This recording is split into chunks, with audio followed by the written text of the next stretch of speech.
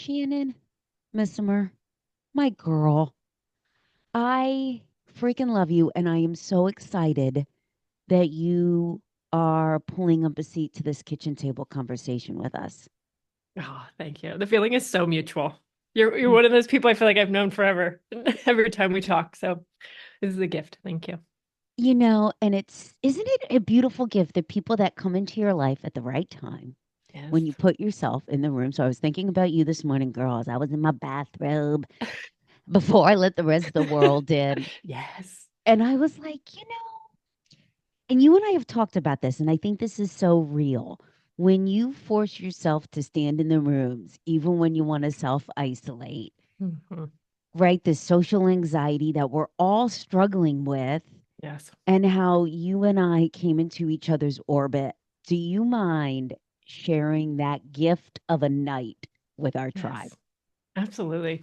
That was definitely one of those moments where I was like, no, I'm not going. Like it was one of those moments of re-entry into those spaces of connecting with people. So just a little bit of a background.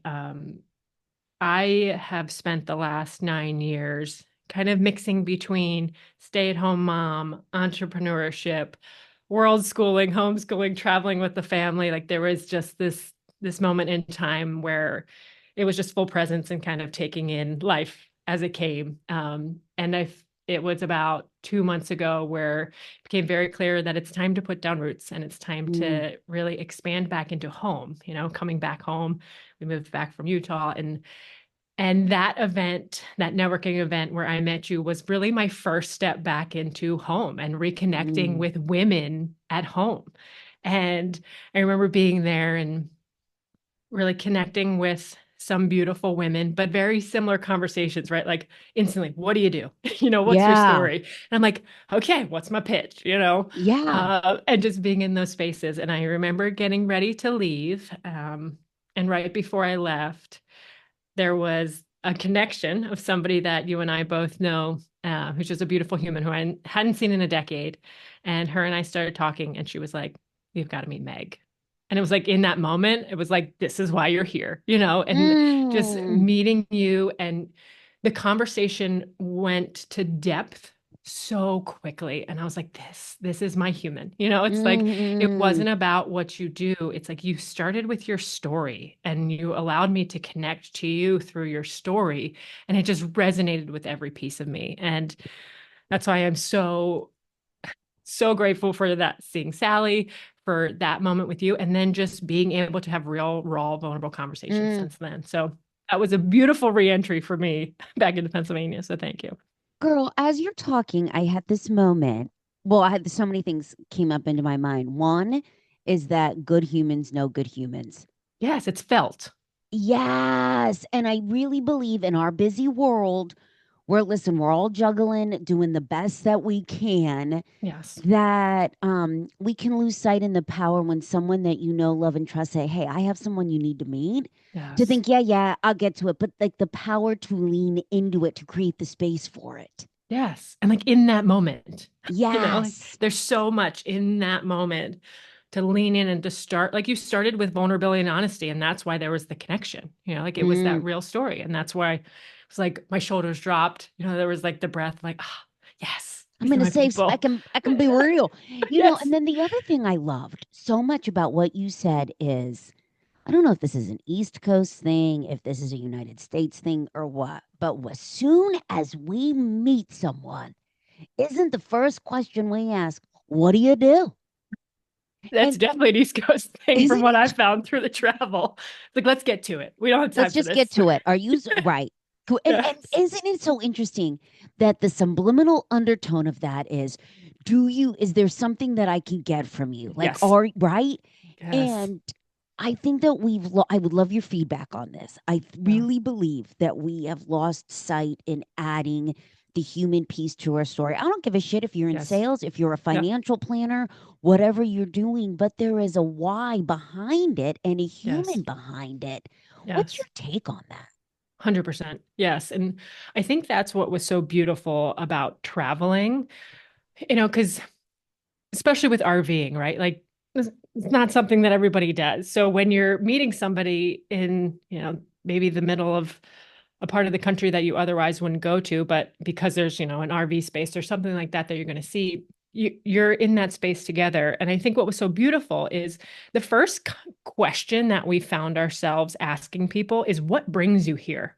It's Oh. such a different conversation that you're having with people because we instantly went to, what brings you here? And you're getting depth because this isn't a traditional way in which a lot of people live. So that conversation goes quickly to like, yeah, I realized I wanted to live life differently, or I realized I wanted to, homeschool my kids and we wanted to show them the world. Like and then there'd just be this depth of connection and Mm. conversation. And maybe 2 hours later you get to like, well, what do you do, professionally? But that shift in that question just led to such powerful relationships and depth of conversation that I sometimes feel like gets lost. Exactly like you're saying, it gets lost here because we're so quick to, I was an econ major, and the one thing I remember from it is like with them, what's in it for me, right?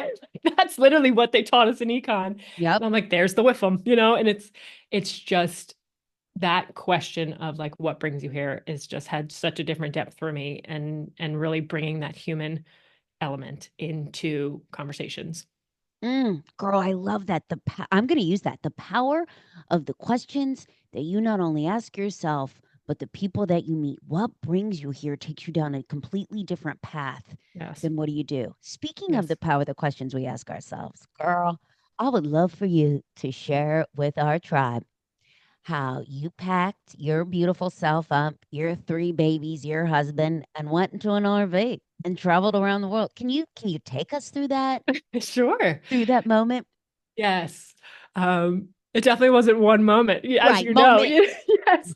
Yes, it was such a lifetime of unfolding and exploration. And it's so funny when we think about our story and it's like where to start it, right? And sometimes we want to start right at like that pivotal moment, but it starts so much before that. Like if I look back to childhood and high school, like I'm type A through and through, right? It's like if we're going to play a sport, we're going to be the best at the sport, or we're not going to play, and then we're going to go to college. I graduated college early because I was like, I got to go make money. My dad's like, take gym. He's like, just take gym for a semester. And I'm like, nope, got things to do. I got a life to live, and there was this drive to achieve so much in my teens and my 20s, and to kind of take that external guidance and let it lead my life, right? Like if somebody said, "Oh, you would do well in that career," it was like, then that's the career I'm taking. Like they must know better, right? Many of us are like, "Okay, that person has the answers. I'm going to follow that path." And that led me to beautiful places. Like it led me to success in my 20s. But when I realized that I wanted to have a family, I knew if I really wanted to raise my kids, I had to give my whole heart to being there with my babies. Like I knew that Mm, about myself. Like I couldn't give all that I could be in my profession and in motherhood. And I knew that I had to make a choice. And in my heart, I knew I wanted to be home and I wanted to raise my kids. Um, and so I decided to stay home. And I kind of took that type A into raising my babies. With the first mm, one, it's like nap schedule, check. Eating schedule, check. We got this. She was such our trick baby. It's like I could parent anything and everything. Like I've so got I'm a this. rock star. Yeah, exactly. I got this. Like, what do you need? I can handle it. Um, and then our second daughter came along and she had different plans for us for Mm, life. I think we all have that one that's like, ooh, I'm gonna remind you that there's different ways in which life can happen. And she just had from the day that she got here, she just had a different way of navigating the world in such a mm, looking back, it was such a beautiful way. But in the moment it was so hard, like she was so sensitive to the world. And mm, I was the only one. She wouldn't take a bottle, wouldn't let anybody comfort her. So it was mom 24/7, and, mm, and um a lot of people talk about how kids have different cries, but she just had this one screeching cry, like no matter what it was, and it just hits you like in every part of your body. mm, It was so intense. And I just realized I'd gotten to a point where I just became numb. I just mm, became numb to life, became a shell of the human that I knew I was and who I wanted to be. And I think we all sit in those spaces, of Mm. like, oh my gosh, this is not this is not how I want to show up in the world. Mhm. But it feels so hard to like reach for something different. And I just got to a point where I realized that I could spend the next 10 years here and I could continue to be a shell, and I can look back and say, yeah, I parented, but I wasn't there. Mm. Or I can do something about it. And I realized that that was the first time that nobody was coming. There was Mm. no external solution. Like there Mm. wasn't a parent that could help me through this. I was the one that had to do the work. Like, yes, there was people who shared their story, but they weren't coming to the house to do the work. It was me. And that was a huge pivot for me. And I realized that I had to make a really intentional choice to change how I was showing up. Um, and that's where I got really intentional with a gratitude practice. That's where I got really intentional with actually learning to be present through meditation and mindfulness. And it changed everything. That was the gateway to saying for myself that there's not one way to live life. Mm. Um, and I wanted my kids to be able to experience life. And when COVID happened, um, and my husband, for the first time, he used to work crazy hours, and for the Mhm. first time, we're all sitting at home, looking at each other, and I was like, "What if we just go? Like, what if we go explore? And it's a moment in time. I don't think we'll Mm. ever get this back. So let's pack up. Let's hop in an RV. Like, how much stuff do we really need, right? So Yeah. we just learned that there wasn't a lot of material things that we need, but there Mm. were so many incredible moments that we got from being together and being in that RV and seeing the world, and for me, my kids were young, so I knew that I could handle the schooling. At that point, I think they needed to be kids. So Yeah. we trusted that and just allowed them to learn through living. Mm. And I think it was the greatest gift for all of us. And we spent kind of two years, actually more than that, 3 years off and on traveling, RVing. I spent 5 months in Costa Rica and just lived through it. So yeah, it was an incredible journey, and it's changed how we show up in the world, through all of Oh, it. I bet. Shannon, as you're talking, I had this whole moment of thinking about how you all probably really got a chance to know each other as Yes. family. Yes. And I was thinking about it's really these simple things Yes. that you right that we lose sight of in all of the things. And it made me flash to September taught me a lot of lessons. How you know what? Actually, life is constantly teaching me lessons. I want to get into the panic attack story in a hot moment. But Yes. as you're talking, I just flashed to as I felt that I was exhausted, as it all, these slow build through the year in September, I had this moment of, girl, what do you want? Like getting back to it. Yes. What do you want? Yes. And it took me a few days, Shannon, but I did what I know best, and that is run to the power of the pen. Yes. And I sat down and I wrote down what I wanted after I gave myself some space to think about it. And girl, it was this to celebrate and create space for the man that I love and not leave him last in Yes. all of the things, to celebrate the health that we have, to build something that I love with humans that I love, have Yes. fun, and pay my bills. And I thought to Yes. myself, shit, you're That's doing it. it. Yes, exactly. You are doing it. Yes. Right. And so I would love to ask you, you had talked about, and girl, I feel this to my core, and this still has a hold on me. I think it will my entire life. I think it's just something I need to work through and be aware of this self-induced pressure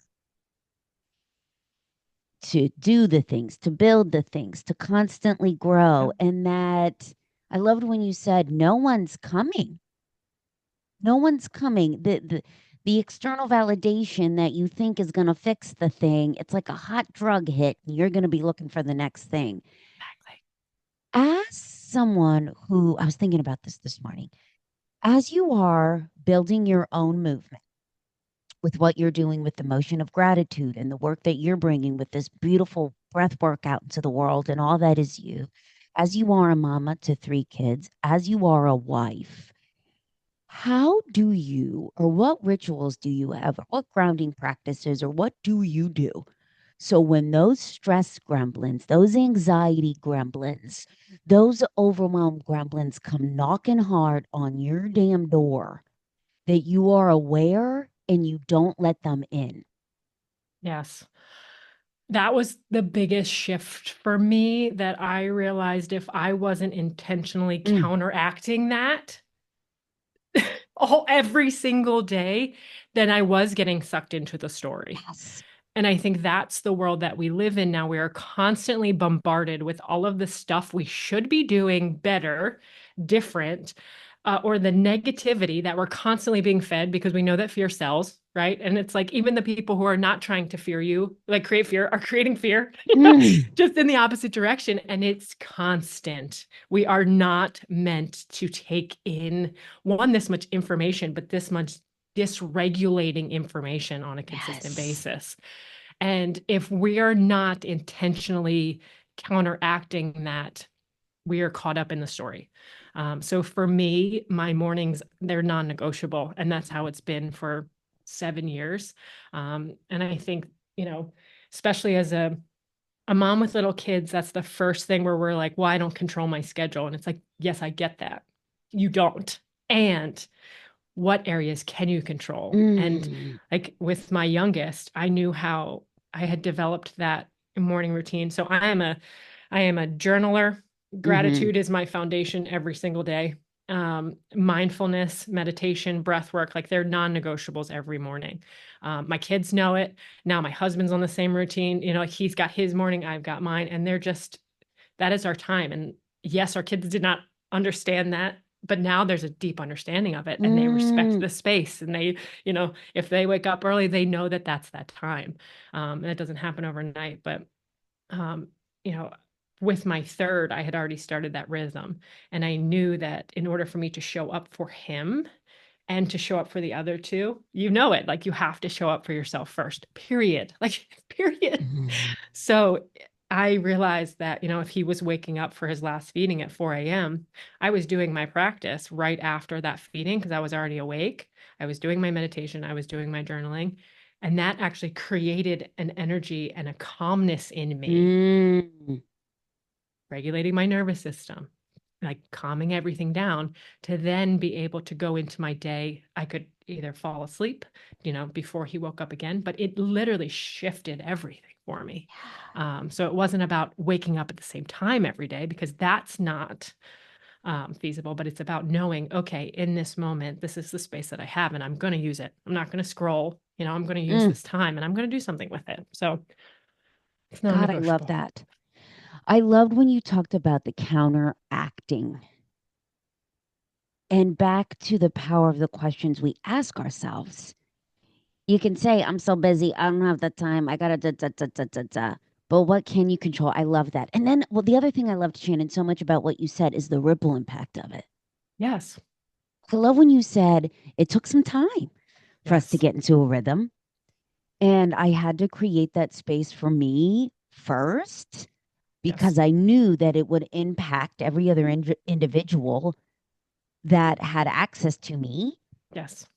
and to keep going even when they couldn't see it. I think that's so powerful because I always say, if I was waiting on, back to your point of no one's coming, if I Yes. was waiting on someone to show up on my flipping doorstep to be like, Meg, girl, here's how you're going to change your life. That's right. With like fresh soup and flowers too, like, yeah, I'm with you. I was waiting for that too. Yes. Yes. So I want to talk about because I'm so flipping excited about this. Y'all, Shannon and I are coming together on November 7th Yay. for an event at the Rittenhouse Hotel, a night for women by women. And we're not only going to talk about these micro tools for self awareness, self leadership, and back to Shannon's point on the power of the questions you ask yourself and what you can control. But Shannon's going to lead us through this really powerful breath work exercise, these micro moments of breath work. And girl, talk about fluffing serendipity. Yesterday, y'all, and I shared this with Shannon before we hit record. I had what I believe to be a panic attack. and I was very dizzy. I was like short of breath. I felt like I couldn't breathe. And I thought, okay, what tools do I have in this moment? I flashed to Shannon and I started to use my breath just to count. And I Nice. started to go for a little bit of a walk. And Shannon, I want you to share with us about this micro breathing and and these tools and when someone finds themselves where I was yesterday, what to do and the power of our breath. Yes. Breath really is one of those things that's where you talk about like it's so simple. Mm, When people are like, I have these classes, like I had a class yesterday and it's just so funny where it's like, we're going to spend an hour breathing. And people are like, that sounds like a complete waste of time. Like that, I'm doing that all day, but it's like, yes, and like our breath is such a powerful tool. And mm, exactly like you said, our breath is actually the first thing to shift in a panic attack, right? Like mm, our breath gets shallow, it gets tight, it shifts. And in that shifts, it's telling our body and our nervous system to shift. So that's kind of the reactive breath. But with breath work, what we're doing is we're counterbalancing that and learning how to actually use our breath to our benefit. And the way that you talk about micro tools, just like when you use the word micro tool, I was like, oh, yes, like this resonates so deeply, right? Because we make everything so big. And these simple, small things that we can do daily are what have the largest impact. And that's what I love about everything that you do with your micro tools. And I think what the breath has become for me, and a lot of what we're going to mhm, talk about in this space is a lot about what we're talking about now of like this power in the pause, right? So mm. what you did yesterday was you were talking about that awareness, like the fact that you had an awareness of feeling Yeah. like this could be a panic attack. That's power in the pause. That's that Mm, awareness, and then that connection to the breath to then say, okay, what can I do to counterbalance what I'm feeling? mhm, um and as somebody who has also experienced panic attacks, mhm, it is one of those moments where it's so difficult to kind of find your way. But do you want mhm. me to? Would you like me to share a breathing practice that people can use? Because there is one specifically that is really helpful for people when they're in that panic attack space. Girl, I about jumped out of my seat and flipped this table over. Hell yes. Share it. Okay, because this is one that um, I'm doing a lot more depth of learning. Breathwork is something I got certified in about a year and a half ago because I felt this deep pull to Mm, help people understand the power of this tool that they're carrying with them every single day. So I was like, I have to understand this. And obviously, like you, it's like once you start to learn, you just want to learn more because you're like, oh my gosh, there's so much here. So I'm exploring more about how our body holds on to, you can call it stress, trauma, whatever it is, and mm, how we can release a lot of that through the breath. But one of the things that we were talking about was panic attacks. And so, as if you're listening, if you've experienced them before, a lot of the times it's not like trying to control and like get to your belly and breathe when you're in that panic attack space can be very difficult. So if you tell somebody who's kind of in that space of having a panic attack to like breathe in through your belly, it's very difficult, right? Because your breath is so shallow and tight in your chest that it mhm, almost feels like you can't catch your breath, and then it's harder when you try and go into that belly space. So what they have found that can be really helpful if you find yourself in that space of having a panic attack, instead of focusing on your inhale, create a straw with your mouth on your exhale. So it's like allow your inhale to come, but when you breathe out as if you're breathing through a straw. And then you'll breathe in on your own, but that'll start to actually calm your nervous system. So it might be a little shaky as you're breathing in, like it might be a little like but as you breathe out like a straw and kind of extend that exhale, that's starting to calm your nervous system. That's starting to calm your breath. And then it becomes a place that you can focus in that mm, moment, focus that attention. Um, so that is a specific breath that has been used to support people in those spaces. If you find yourself needing something to go to, that might be worth exploring. I love that. Shannon, did I tell you about this book that came across my life and my orbit called Burnout, Burnout, Burnout? Mm-mm. Whoo, baby. So there is this book, these beautiful sisters. I believe it's Emily Nagazi, and I can't remember her sister's name, but they have this book about burnout, burnout, burnout, burnout, and Yeah. they were on the Brene Brown podcast. Beautiful. And she had everything that you were just saying about breath. So their work is very similar to the work that you're doing about how, especially as women, we hang on to stress Yes. because we think we should be over it or through it. And girl, Yes. your body is hanging on to freaking 40, 50, 30 years of stress Yes. that you might not even be aware of. Yes. And one of the things she said is that when just a micro moment, to your point, Shannon, to just be aware of your breath. And I love that straw analogy. That's something that you can use Yes. when you feel you It's need it. simple. And I think so that comes up a lot too, right? Especially with women when it comes to our breath. We've been taught since the age of 4 to suck in our gut. Yeah. They say it's the age of 4 that starts for females, where they start to almost suck in a little bit. That sucking in is actually stopping you from fully taking a breath in your diaphragm. That's where your diaphragm sits. So a lot of us are breathing paradoxically, which means we're not breathing into our belly. When we breathe into our belly, we are actually telling our nervous system, I'm safe. I'm okay to calm down. I'm okay to, like, it gets us out of fight or flight, right? That diaphragmatic breathing is our gift to ourselves to say, okay, I'm good. But because we've been so conditioned to hold that space, whether it is just from the sucking in because of society, right? Or we carry a lot of our stress in our gut.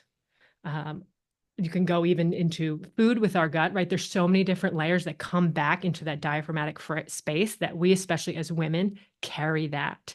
And if we don't learn how to breathe into those spaces, I can't tell you how many people that we have literally just done diaphragmatic breathing and they've burst into tears because Uh, it's like, I can let go. Literally, like I'm carrying all this stuff and it's sitting in my gut.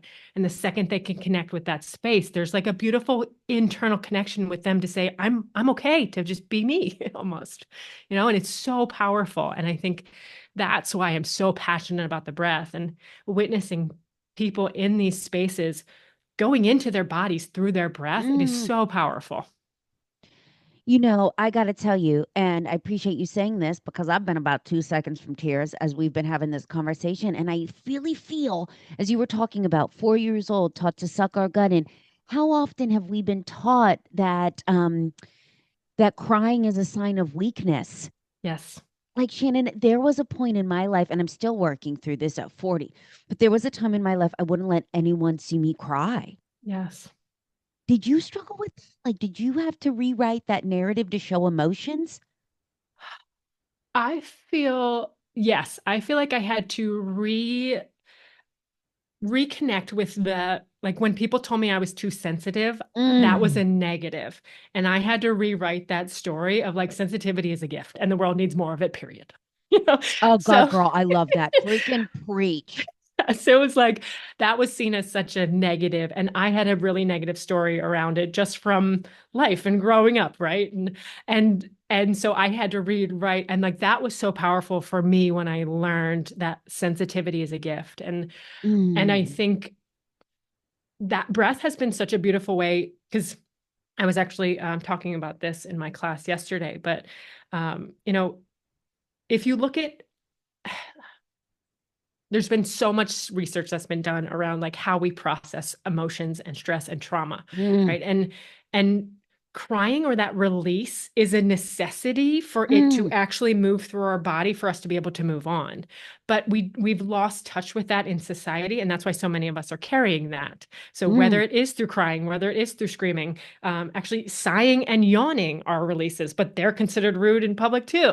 So even like the little things that are literally releasing that energetic hold in our bodies. We've been told, don't do that. So we have to intentionally create these spaces Mm. to move through. And yeah, it's funny. I'll do like this very gentle breath work and I'll get up and I'll be like, I'm fine. And then 20 minutes later, I just find myself bursting in tears. And it's like, what did I do? And then you're like, your body's literally like, we're letting it go. We're Oh literally God. releasing it. you know? As you were just talking about rewiring that narrative and turning it into your superpower, girl, that made me flash to I was told my entire life I had a lot of energy. And for whatever reason, I had told myself it was a bad thing. And so Yes. I tried to water myself down Yes. in every room I was in to get the validation. And I think I know that there is so much power when you rewire that Yes. into making that your superpower. And so, my sisters, I'm just having this whole moment over here. To our listeners, if you are going to be in Philadelphia on November 7th, Yes. you should grab your female customers. You should grab the women that you work alongside for the cost of a dinner. And instead of guzzling down the wine and breaking some bread, how about you come into this room and have a real transformative evening on this stuff we've never been taught to talk about? Yes. Oh, I love it. Girl, I want you to share with us because you're doing so many cool things. You have done this motion of gratitude, which is this 28 days of a gratitude experience. Can you share that with us? Yes. So, as I had shared, kind of getting to that point in my life where I realized I had to do something different and getting very intentional with the way that I showed up, there were certain things that I did that became very clear when I looked back that I'm like, people need to know about this, and Yeah. it just became this space of wanting to share these practices with other people in a way that is intentional and consistent. I think for so many of us, and I feel like you could probably resonate with this, it's like when I talk to people about intentional gratitude, a lot of the conversations is like, oh yeah, I'm good. I pray. I'm like, I'm really grateful. I'm like, amazing. Yes. And I will say, if I had asked anybody before really diving into my intentional gratitude, if I was grateful, like externally, I was good with the thank you notes. I always said thank you to my grandmother, like I was good on like the external Mhm. gratitude. But through this intentional practice of it, I realized that there are depths to gratitude that we don't all understand until we Mm. get intentionally focused on it every single day. And for me, that was the shift, right? My external world was not changing. It was my internal Mm. perspective through the practices that I was doing. And I was showing up a completely different human. And it was one of those things where I was like, this is wild. Why is nobody talking about this? And then diving into the science of gratitude and bringing in, learning to be present. Like, what does it actually mean to be present in our life when our bodies might be somewhere, but our minds are somewhere else?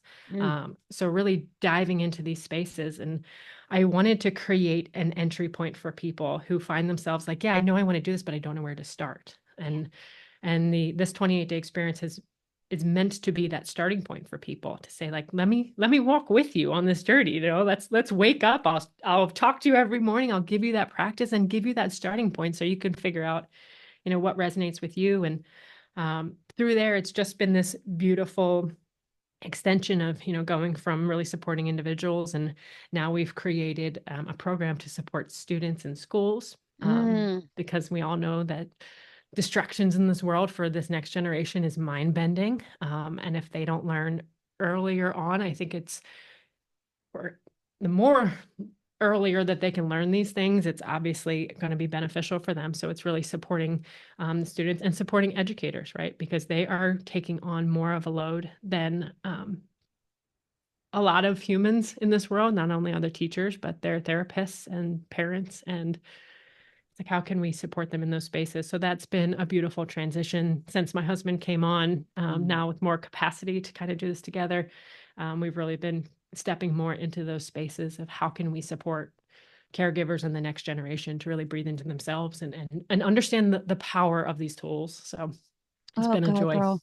I love that. I love that. Girl, I'm grunting over here. I've had like several grunts where I'm like, oh, yeah, I'm break here for all the sound effects. all this off. Um, where can we learn more about you, whether it's being able to be in one of the rooms that you're doing breath work in, or whether it is signing up our teams or those that we work alongside, or coming into our school programs or our athletic programs or Yes. whatever capacity that looks like. Even like our hospitals, I'm thinking about our caregivers in the hospital unit, all of that. Yes. Where can we find out more about you and this work that you're doing? Yeah, thank you. So themotionofgratitude.com is where we have all the information about really about the gratitude experience and how we can support people in these settings. And, it has been such a gift. We actually have a call tomorrow with New York health and hospitals, health Mm, systems, and just to talk to their internal. I think there's about 40,000 people there. Just talk to them about the power of gratitude and how they can use it for the nurses, the doctors, and really use it to support them. And it's been such a gift to be able to step into these spaces and share gratitude and share from both from a science and a story perspective. And I mm. think that's really been the beauty of it. So on themotionofgratitude.com, you can find out a lot about what we're doing really from the gratitude and presence perspective. And right now, a lot of what I share with the breathwork is shannonmissimer.com is kind of my more personal journey with breath and kind of supporting people in those spaces there. And yeah, really, I don't know. I know you feel it too, but I feel like there's this deep pull for people now to like get in real rooms with people. And it's like, how can we? Yeah. It's like we've done the 4 years of virtual and we needed it, but now it's like I need that human to human connection. So really exploring different ways in which um, I can support people in that capacity because it's time. It's time for us It's to all time. get back together. Real, man. It's the new Yes. cool. I had a friend tell me that, Yes. and I'm like, shit, put that on a hat. Real. Seriously, give me a bumper sticker. Give me a bumper sticker, a t-shirt, fanny pack. It's the new cool. Yes. Shannon, I am so flippin' excited to stand by you on November 7th in Philadelphia.